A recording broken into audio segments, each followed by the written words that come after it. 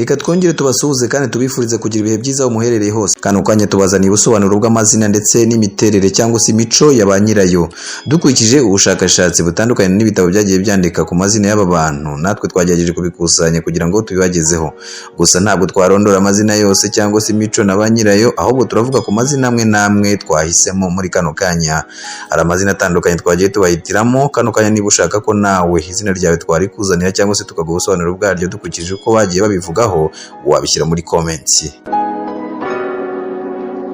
Imbere yanjye hari igitabo gifite page zirenga 600 kirimo amazina atandukanye, yaba ayo tuzi ndetse n'ayo tutazi, igitsina gore ndetse n'igitsina gabo. Nababwiramo nka Gerard, Eric, Joseph, Patrick, Robert, Alexis, David, Antoine, Fabrice, Devota, Antoinette, Julienne, Théoneste, Théogène, Protégène, Alice, Aline, Betty cyangwa se Beatrice, Sylvie, Diane, Jeannette, Sandrine, Antoinette, Colette, Honorine, Judith, Josiane, Josephine, Fiona na Alphonsine ndetse n'andi menshi cyane. Kano kanya rero ushaka ko wenda izina ryawe tugira icyo turivugaho, waba warabyumvishije ahandi cyangwa se ukaba ushaka kugira ngo tubigusubiriremo wumve ko bihuye n'ibyo wagiye usoma mu bitabo bitandukanye cyangwa se mu nkuru zitandukanye wagiye wumva, wadushyira muri comment hanyuma tukamenya ubutaha uko tuzakuzanira ubusobanuro bw'amazina yawe ndetse na caractère cyangwa se imico, imiterere ijyanye n'aba bantu bakunze kwitwa gutya. Twihuse cyane reka duhere ku izina Chantal. Chantal rifite ubusobanuro bugira buti ni ahantu hari utubuye duto cyane. Abafaransa bakunze gufata Chantal nko kuririmba. Ba Chantal ngo ni abantu bahorana ingufu, bahinduka vuba cyane, bimwe twita guhinduka nk'ikirere. Biroroshye kuba baba intagondwa, ntibajya bapfa gucika intege, ntabwo bajya bapfa kwibagirwa byoroshye, ntibihishira, ntibahisha amarangamutima yabo. Iyo biri ngombwa ko ari bukubwira ikintu arakikubwira bikagenda uko byakagenze, akugira inama nyuma wakanga, agashibishwa no kukubwira ngo nari narabikubwiye. Bashira isoni iyo babishatse kandi banashoboye kuba barwubika ngohi. Ntibakunze gusobanukirwa ibintu by'ikoranabuhanga, ntibakunze guhabwa ijambo ngo babe bagira icyo bavuga mu ruhame mu gihe byaba bibafata umwanya munini. Uwo yari Chantal. Reka tunyarukire kuri indi zina. Reka tugerageze kugenda tuvanga amazina y'ab'igitsina gore n'ay'igitsina gabo kugira ngo hatabamo kurambirwa igihe cyose umuntu yaba ategereje kugira ngo izina rye rigerweho. Reka tunyarukire ku izina Patrick rituruka ku Kilatini Patricius, ukomoka mu muryango w'abakire cyangwa se ibikomangoma. Ni abanyamahoro, bakunze gusa nk'abatesi. Iyo badahuye n'ubuzima ngo bakarange, bakunze kwita kuri buri kantu kose kandi bakunda guhorana isuku, bakunda ko utwabo twahora duke cyangwa se dusa neza. Ba Patrick babona amakosa y'abandi ariko ibyabo bakabona bihora bitunganye. Bakunda gukora akazi neza iyo bahawe inshingano, ariko bakaba bagirana amakimbirane nabo bakorana cyangwa se abo bayoboye kubera ko bifuza ko babikora neza uko bifuza 100%. Ni abanyamujinya ariko badakunda kwivanga mu ntambara ngo babe bagira gukomeretsa.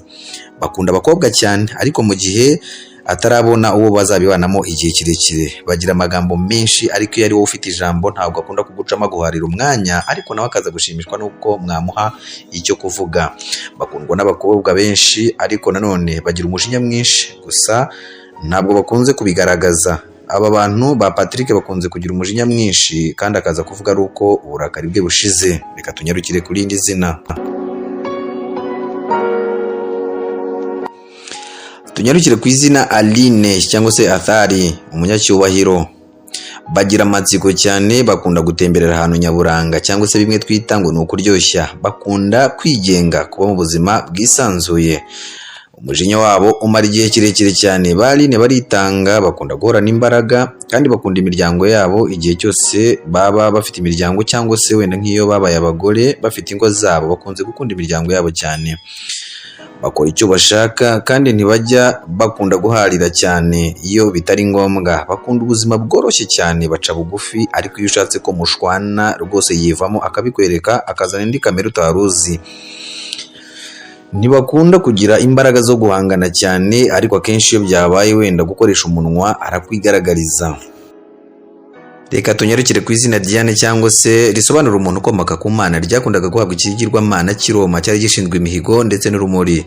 Ba Diane biroroshye kubatereta, ntibafata ibyemezo ngo babigumeho, bakunda gutanga, muri make bagira ubuntu. Bakunda guharanira gusa neza, bakunda imiryango yabo, bazi kwita ku bantu cyane. Bakenera umuntu wabateramo akanyabugabo cyangwa se wabongeramo intege kugira ngo bagere ku mihigo yabo. Ntibashimishwa no gutsindwa.